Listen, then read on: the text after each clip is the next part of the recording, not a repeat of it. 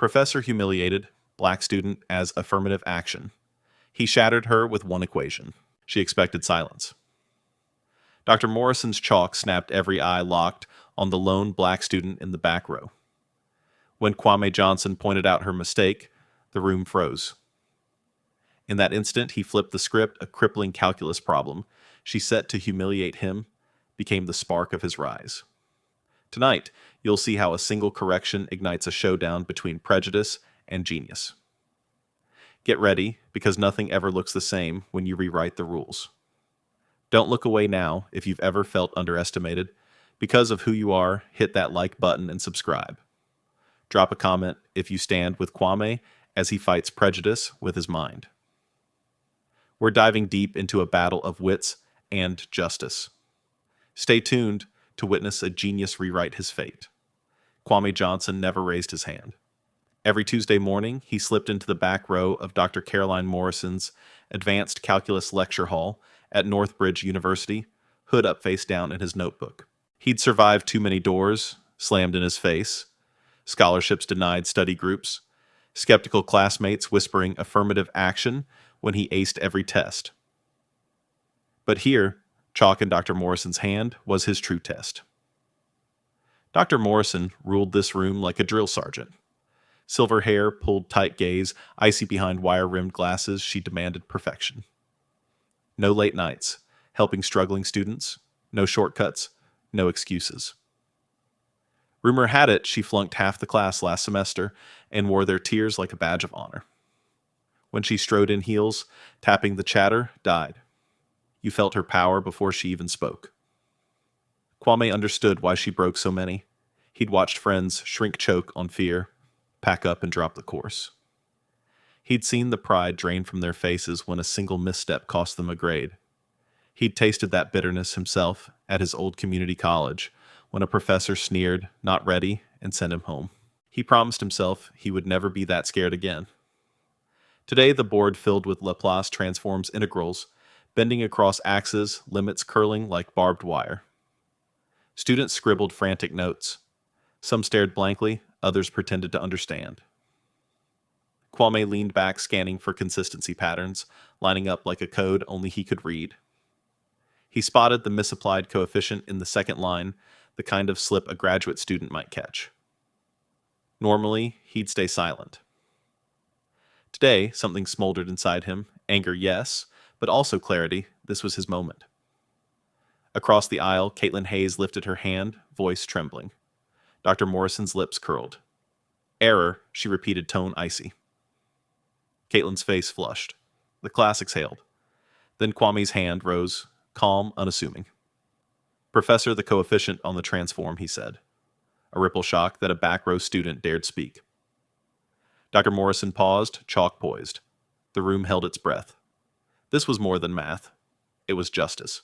Every time a teacher told him he didn't belong, he memorized it, fueled by it. Now, heart-pounding, he outlined the mistake, pointing to the board. Dr. Morrison's jaw clenched.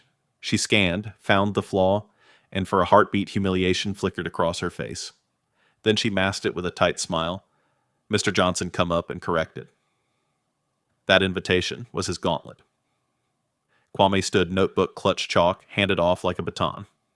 He erased her line, wrote the proper step in strokes that shook with adrenaline, but landed perfect. Not because he wanted applause, but because he refused to be invisible. The board read his truth in white dust. Silence swallowed the hall. When Dr. Morrison snapped the chalk back, she tried to steer the lecture forward as if nothing had changed. But the energy had shifted. Everyone saw him differently, now that quiet black kid who shattered expectations. And Kwame felt something shift inside him too, an electric conviction that he wasn't just surviving, he was rewriting the rules.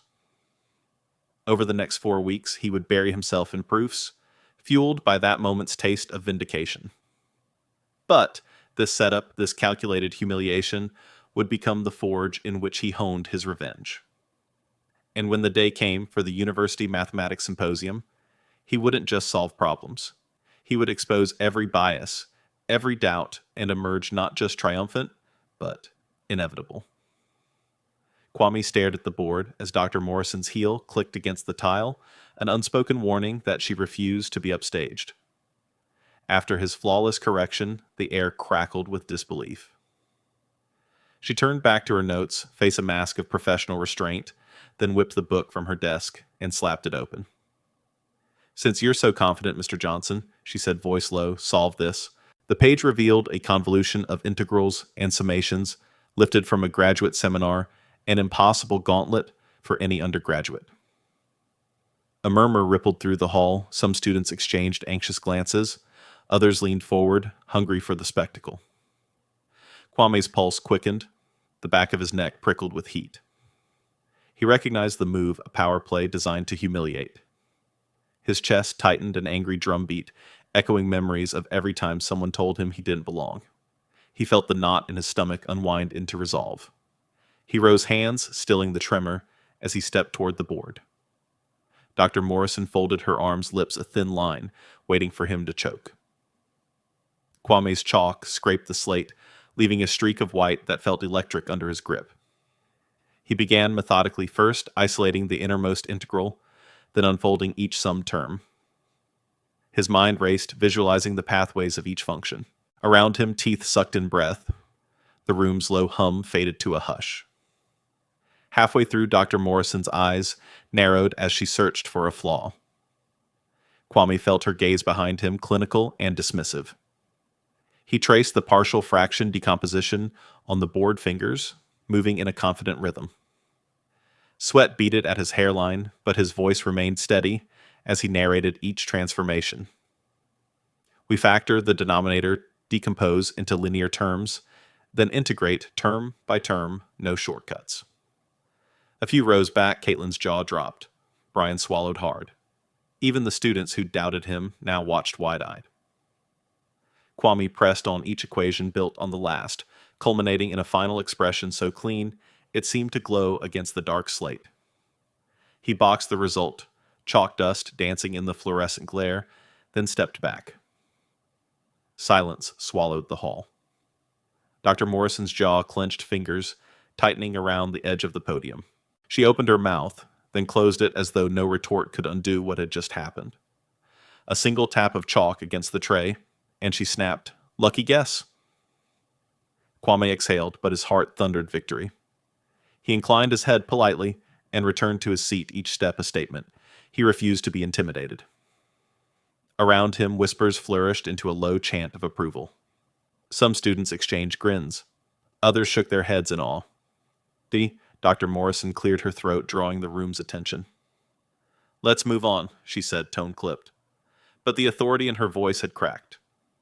Every question she posed afterward felt forced, hesitant. Kwame watched as she conferred with her teaching assistant off to the side, her posture rigid. Over the next class, murmurs of "Did you see that? And I can't believe he solved it," trailed Kwame in the hallway. Dr. Morrison offered no praise, but the slightest change in her gaze betrayed respect, and, something else, the first flicker of doubt. Back in her office after lecture, she reviewed his work again, lips pressing into a fine line. She ran a finger along the corrected steps and muttered, "He's more than just a fluke." In that private moment, Kwame's triumph echoed louder than any applause. But the battle wasn't over. Dr. Morrison had tasted defeat and would be plotting her next move. For Kwame, each correction had stoked a fire, the injustice of being underestimated, the urge to claim his space, and the hunger to prove that genius can't be contained by prejudice. And, as he walked past the empty rows toward the quad, he knew this was only the beginning of a war for respect, one solved equation at a time. From the moment Dr. Morrison slammed the textbook shut, Kwame felt the old familiar knot of injustice tighten in his chest, an echo of every time he'd been told he didn't belong.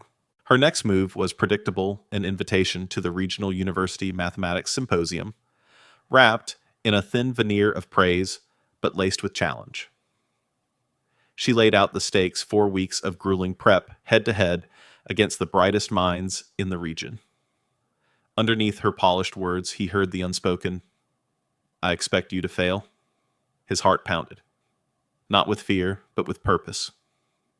That evening, Kwame sat alone in the stacks of Northbridge's library, fluorescent lights humming overhead like a countdown. He spread out 3 textbooks, advanced differential equations, complex analysis, and a treasury of past symposium problems. The dusty pages smelled of sweat and sacrifice proof. He thought that mastery demanded endurance. He mapped out a plan on the table's scuffed surface. Daily deep dives, 6 hours each day, 2 hours deconstructing graduate-level proofs, 2 hours drilling mental math under time constraints, 2 hours reviewing errors until they burned into muscle memory. Mock competitions, recruit Brian and 2 other top students for weekly timed scrimmages. Each session ended with a brutal review of every misstep, no excuses, only precision. Psychological conditioning. Every morning at dawn, Kwame jogged through campus reciting core theorems, aloud, forging mental stamina. He kept a journal of doubts and countered each with evidence, solved problems, corrected mistakes, incremental wins. Strategic focus. He prioritized the symposium's signature formats, rapid response mental rounds, layered integral proofs, and unannounced curveball questions. He designed flashcards for patterns. He'd seen Legendre transforms Bessel functions, hidden symmetries. As the days blurred, fatigue tugged at his eyelids, but each ache in his shoulders reminded him why he couldn't relent. This was more than a contest of numbers. It was a reckoning. Every computed integral, every mental sprint, was a statement against every sneer he'd endured. Meanwhile, Dr. Morrison maintained her silence. No office visits, no advice, just that cool, detached nod when they crossed paths in the hallway. She believed distance would weaken him. Instead, it fueled his resolve. By the end of week 3, Kwame felt the board beneath his chalk vibrate with anticipation. His plan was no longer a series of steps, but a weapon forged in hours of sweat strategy and silent defiance. When he finally faced Dr. Morrison again, her challenge would no longer carry the weight of her doubt. He would meet it head-on, and in that collision claim not just victory in a competition, but justice for every time he'd been underestimated. Kwame walked onto the stage of the University Mathematics Symposium, feeling the floor vibrate beneath his step, not from the boards themselves, but from the collective anticipation of everyone in the auditorium. The panel of judges sat before him like silent sentinels, eyes cool behind reading glasses. Above a digital timer glowed ominously its red numbers waiting to snap into motion. In the front row, Dr. Morrison's stiff posture and controlled expression felt like a gauntlet thrown down. When the moderator announced round 1 mental math, Kwame's throat went dry. No paper, no chalk, just a rapid-fire sequence of arithmetic puzzles, delivered one after another. He gripped the edge of the desk, feeling the lacquered wood under his fingertips, and whispered each calculation in his mind. Each problem arrived like a bullet, 3-digit prime minus its reverse. Factorial of 7 divided by 6. Sum of cubes under 20. He answered each instantly, numbers flowing in a steady stream from brain to fingertip, as if he'd rehearsed this 1,000 times. The room's light hum of scribbling faded. The only sound was the click of the response buzzer, and Kwame's own heartbeat thudding so loud he feared the audience would hear. When the buzzer blared, Kwame's chest heaved. No hesitation. He stepped back, heart racing at 14 beats per second, but his face remained calm. The judge nodded approval or relief that he hadn't stumbled. Next came round 2 theoretical proofs. The screen above projected a concise prompt. Prove that the Laplace transform of a shifted function preserves causality. Competitors furrowed brows and unrolled lengthy proofs on their scratch paper. Kwame inhaled, tasting the stale auditorium air, and closed his eyes for a fraction of a second, recalling his 4 weeks of sunrise recitations. Then, he bent his head and began writing each lemma, laid out in crystalline clarity. He wrote about unit step functions, clear boundary conditions, and the elegant interplay between time domain shifts and complex plane factors. His pen moved in a deliberate cadence, each word ringing with confidence. Around him, whispers grew. He's finished already. That's more detail than most can manage in 20 minutes. He stood nodding respectfully to the judges and took his seat as they reviewed his work. Dr. Morrison's lips pressed into a fine line. No applause, but that subtle arch of her brow hinted that she finally recognized the depth of his mastery. Then came round 3, speed solving under duress. Chairs scraped as competitors leaned forward. The moderator warned, "These are trick problems, expect the unexpected." The first question was a nested integral disguised by a change of variables that would trap the unwary. Kwame attacked it like a predator. Zeroing in on prey, he rewrote the integrand in his mind, flipped limits over the dummy variable, and collapsed the nested loops in one fluid motion. He set his pen down before the second tick of the timer and moved on. Each problem that followed tested a different muscle. A conditional probability question wrapped in Bayes' theorem. A Fourier series puzzle requiring term-by-term convergence checks. A compact algebraic topology question disguised as a geometry riddle. In every case, Kwame's responses were bullet trains fast precise and leaving no loose ends. His vision tunneled bright numbers flickering at the periphery of his sight. Time slowed, then snapped back as the timer buzzed him to the final round. Only 2 names remained on the leaderboard: Kwame Johnson and a poised MIT PhD candidate whose calm aura belied ruthless competence. The final problem appeared on the massive screen, a fortress of integrals nested inside summations, a labyrinthine differential equation that would break most mathematicians' will under pressure. Kwame's pulse hammered. He felt each beat like a drum in his skull as he set pen to paper. He began with the outer summation, collapsing it into a known generating function. Then he unfolded the inner integrals one by one, isolating singularities and applying residue calculus where necessary. The audience leaned forward, the only sound the scratch of pencils and Kwame's controlled breathing. He felt his shirt collar tighten around his neck as adrenaline flooded his veins. His mind moved faster than his hand, 5 steps ahead, an unseen orchestra guiding each calculation. Midway through, the MIT candidate's hand flew up, hesitation plain on his face. Kwame didn't flinch. He underlined his penultimate result and set his pen down. The buzzer screamed as the timer hit 0. He exhaled slowly, chest rising and falling like ocean waves calming after a storm. A judge rose and crossed the stage, clipboard in hand. He compared Kwame's boxed answer to the MIT students, and, for a long moment, the hall held its breath. Then the judge lifted the microphone and declared, "The winner of the 2025 University Mathematics Symposium is Kwame Johnson." The single word Johnson echoed like thunder. The auditorium erupted applause. Thundered chairs tumbled back in excitement, and Kwame felt the roar wash over him like tidal waves. Yet, he remained still for a heartbeat, absorbing the magnitude of it all, the vindication for every doubting glance, every whispered slight. He let the applause wash over him, tasting the sweet release of triumph. In the front row, Dr. Morrison sat motionless, her expression unreadable. Then imperceptibly, she straightened her spine and offered Kwame a curt, respectful nod. No words, just acknowledgement. In that subtle gesture lay more respect than any praise. Kwame rose from his seat, every muscle quivering with triumph, and looked out over the sea of faces. Competitors, professors, students, and judges who had just witnessed an underdog rewrite the rules. He had turned prejudice into fuel, humiliation into power, and emerged not just victorious, but indomitable. As he stepped off the stage, Kwame knew that this moment was more than a competition win. It was the culmination of every unseen struggle, every late-night calculation, and every silent vow to never be underestimated again.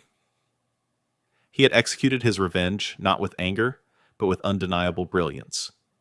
And in doing so, he had secured his place, not just in a symposium, but in the story of everyone who dared to challenge the limits placed upon them. The applause crashed over Kwame like a wave hand slapping chairs, scraping a roar of disbelief and awe. His chest tightened with a rush of triumph so intense he tasted it on his tongue. He let the sound wash over him, every clap a verdict he belonged here. Even the most skeptical faces in the front row were transformed mouths, hanging open eyes alight with newfound respect. Across the auditorium, the MIT candidate stood frozen jaw slack as the judge raised Kwame's hand in silent coronation. Kwame's throat caught as he locked eyes with Dr. Morrison.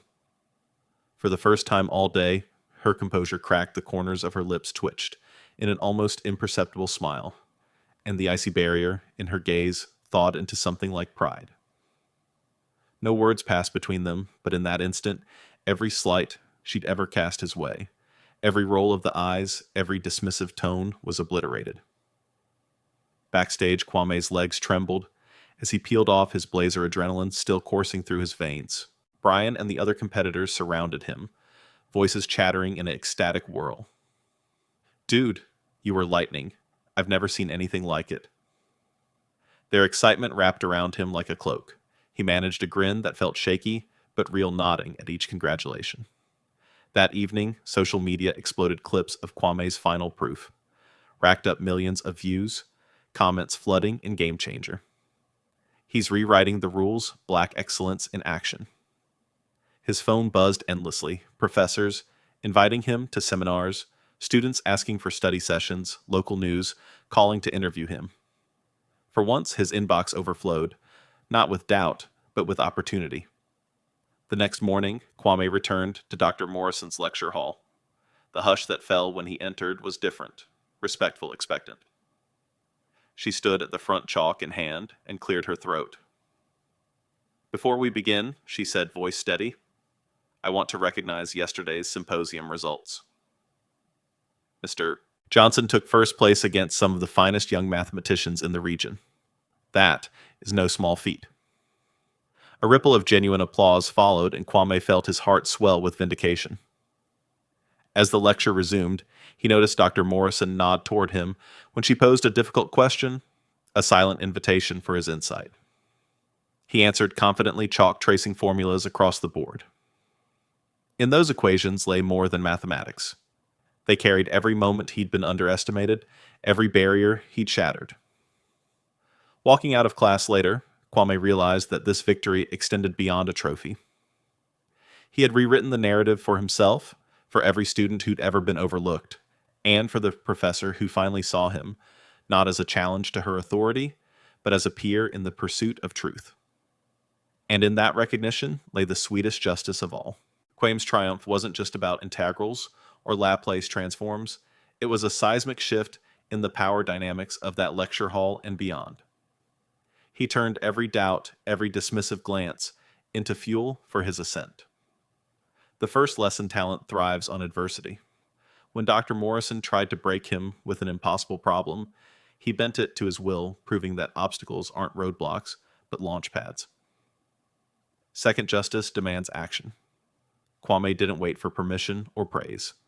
He seized his moment the instant he detected that misapplied coefficient. His quiet resolve, heart-hammering palms slick, speaks louder than any protest sign. It reminds us that fairness often arrives on the heels of courage. Psychologically, his journey underscores how underdog despair can transform into steely purpose. Every scholarship rejection, every whispered slight coalesced into an unshakable conviction he would not vanish into the back row. That internal fire, the knot in his chest that once squeezed with fear, became the engine of his revenge, calibrated not by anger, but by precision and grace. Moreover, Kwame's story vindicates the moral arc of measured retaliation. He never sought to humiliate Dr. Morrison. He simply refused to play her game of intimidation. His revenge was clean and proportionate, a masterclass solution that exposed her error and, in turn, dismantled prejudice. It felt deserved because it balanced power. For every false assumption, there was an undeniable proof. Finally, this narrative bridges to our shared experience we all crave: recognition and respect. Whether in boardrooms, classrooms, or living rooms, the sting of being underestimated is universal. Kwame's rise offers a blueprint: train, relentlessly stand unwavering when tested, and let your excellence rewrite the story they tried to script for you. In the end, his victory wasn't merely a trophy. It was a testament to the truth that genius cannot be contained by bias. When we harness our pain into purpose, we don't just win contests. We reshape possibilities for everyone who follows. Kwame Johnson stood at the threshold of a new chapter, proof that when you turn every doubt into determination, you don't just win a competition, you rewrite the rules. Now it's your turn. What barrier will you shatter? What hidden talent will you unleash? If Kwame's journey ignited something in you, hit that like button to fuel more stories of underdogs defying the odds. Subscribe and ring the bell, because we're just getting started on the next tale of injustice turned opportunity. Share this video with someone who needs a reminder that greatness can't be muted. And drop a comment. When was the last time you seized your moment? How did you turn adversity into advantage? Let's build a community where every voice matters and every triumph inspires another. Remember, whether it's a chalkboard or a boardroom, your brilliance can't be boxed in. Stay tuned for our next story, where another underestimated champion is waiting to rewrite the narrative. This is more than math. It's the power of truth unleashed. See you next time.